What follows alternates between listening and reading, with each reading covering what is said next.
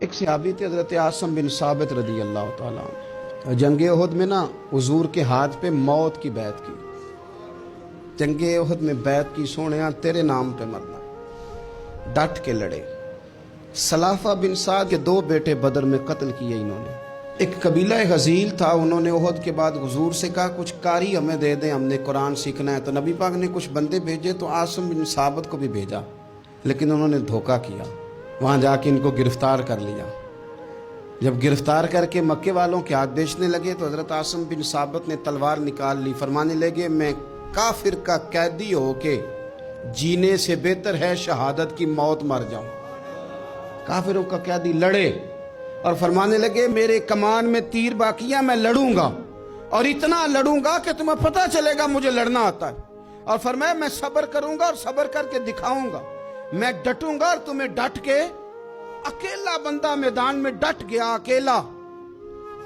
جب تیر ختم ہو گئے تو پھر نیزہ نکال لیا۔ یہ بات آپ کو اس لیے سمجھا رہا ہوں کہ کچھ لوگ کہتے ہیں جی میں اکیلا کیا کروں، تو یہ آخر میں یاد رکھیں کہ صبر آپ نے کرنا ہے چاہے اکیلے بھی رہ جائیں، حوصلہ کرنا ہے چاہے اکیلے بھی رہ جائیں۔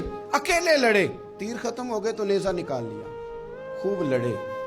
اب اس نے قسم کھائی تھی کہ میں نے ان کی کھوپڑی پہ معاذ اللہ کھوپڑی منگانی ہے، سر منگانا ہے، اور یہ جو لے جا رہے تھے دھوکے کے ساتھ یہ بھی بیچنے لے جا رہے تھے۔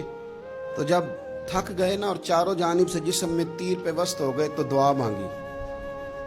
اکیلا بندہ اور صبر کا مقام، دعا مانگی، کہا اے اللہ میں نے آخری دم تک تیرے دین کی حفاظت کی ہے، اب تو میرے جسم کی حفاظت کرنا، ان کے ہتھے نہ چڑھ جائے میرا جسم۔ حضرت عاصم بن ثابت رضی اللہ تعالیٰ عنہ شہید ہو گئے۔